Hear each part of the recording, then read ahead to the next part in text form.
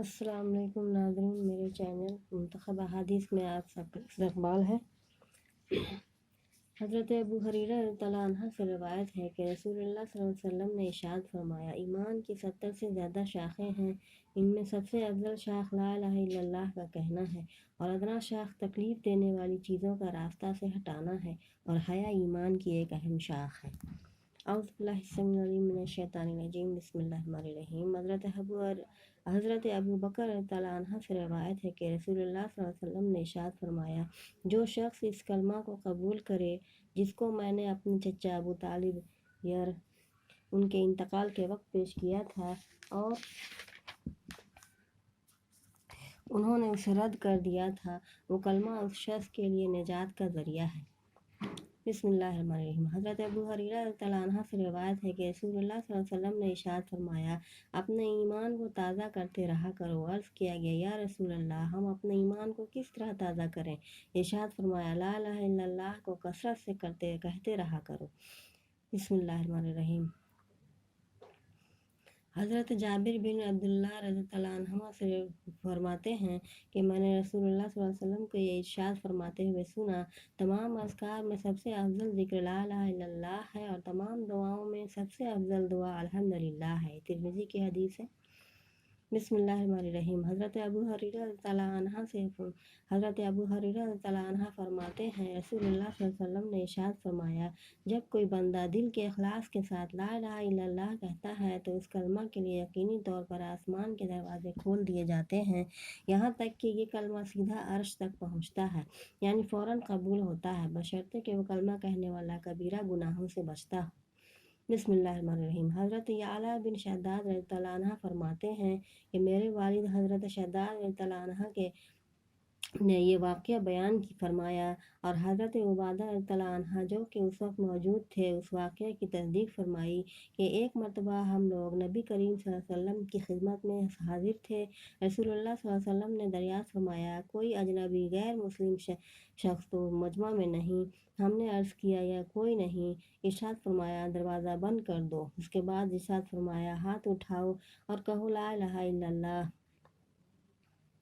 ہم نے تھوڑی دیر ہاتھ اٹھائے رکھے اور کلمہ طیبہ پڑھا، پھر آپ صلی اللہ علیہ وسلم نے اپنا ہاتھ نیچے کر لیا، پھر فرمایا، الحمدللہ، اے اللہ، آپ نے فرمایا ہے آپ اپنا وعدہ خلاف نہیں کرتے۔ اس کے بعد رسول اللہ صلی اللہ علیہ وسلم نے ہم سے فرمایا، خوش ہو جاؤ، اللہ تعالیٰ نے تمہاری مغفرت فرما دی۔ مسند احمد کی حدیث ہے۔ بسم اللہ الرحمن الرحیم۔ حضرت ابو ذر رضی اللہ عنہ سے روایت ہے کہ نبی کریم صلی اللہ علیہ وسلم نے ارشاد فرمایا، جو بندہ لا الہ الا اللہ کہے اور پھر اسی پر اس کی موت آ جائے تو وہ جنت میں ضرور جائے گا۔ میں نے عرض کیا، اگرچہ اس نے زنا کیا ہو، اگرچہ اس نے چوری کی ہو؟ آپ صلی اللہ علیہ وسلم نے ارشاد فرمایا، ہاں، اگرچہ اس نے زنا کیا ہو، اگرچہ اس نے چوری کی ہو۔ پھر میں نے عرض کیا، اگرچہ اس نے زنا کیا ہو، اگرچہ اس نے چوری کی ہو؟ آپ صلی اللہ علیہ وسلم نے فرمایا، اگرچہ اس نے زنا کیا ہو، اگرچہ اس نے چوری کی ہو۔ میں نے عرض کیا، اگرچہ اس نے زنا کیا ہو، اگرچہ اس نے چوری کی ہو؟ آپ صلی اللہ علیہ وسلم نے ارشاد فرمایا، اگرچہ اس نے زنا کیا ہو، اگرچہ اس نے چوری کی ہو۔ ابو ذر کے اعلیٰ رحم وہ جنت میں ضرور جائے گا۔ بسم اللہ الرحمن الرحیم۔ حضرت حذیفہ رضی اللہ عنہ سے روایت ہے کہ رسول اللہ صلی اللہ علیہ وسلم نے ارشاد فرمایا، جس طرح کپڑے کے نقش نگار گھس جاتے ہیں اور ماند پڑ جاتے ہیں، اسی طرح اسلام بھی ایک زمانہ میں ماند پڑ جائے گا، یہاں تک کہ کسی شخص کو یہ علم تک نہ رہے گا کہ روزہ کیا چیز ہے، صدقہ اور حج کیا چیز ہے۔ ایک شب آئے گی کہ قرآن سینوں سے اٹھا لیا جائے گا اور زمین پر اس کی ایک آیت بھی باقی نہ رہے گی۔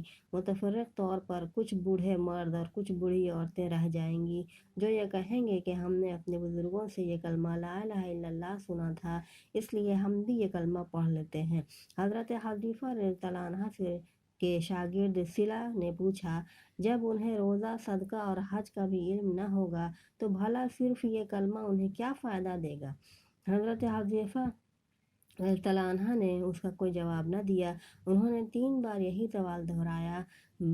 ہر بار حضرت حذیفہ رضی اللہ عنہ اعراض کرتے رہے۔ ان کے تیسری مرتبہ اصرار کے بعد فرمایا، صلہ، یہ کلمہ ہی ان کو دوزخ سے نجات دلائے گا۔ بسم اللہ الرحمن الرحیم۔ حضرت عبداللہ بن عمر رضی اللہ عنہ سے روایت ہے کہ رسول اللہ صلی اللہ علیہ وسلم نے ارشاد فرمایا، کیا میں تمہیں وہ وصیت نہ بتاؤں جو حضرت نوح علیہ السلام نے اپنے بیٹے کو کی تھی؟ صحابہ رضی اللہ عنہ نے عرض کیا، ضرور بتائیے۔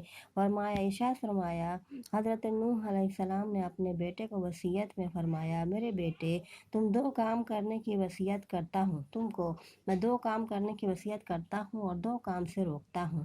ایک تو میں تمہیں لا الہ الا اللہ کے کہنے کا حکم کرتا ہوں، کیونکہ اگر یہ کلمہ ایک پلڑے میں رکھ دیا جائے اور تمام آسمان اور زمین کو دوسرے پلڑے میں رکھ دیا جائے تو کلمہ والا پلڑا جھک جائے گا، اور اگر تمام آسمان زمین کا ایک گھیرا ہو جائے تو بھی یہ کلمہ اس گھیرے کو توڑ کر اللہ تعالیٰ تک پہنچ کر رہے گا۔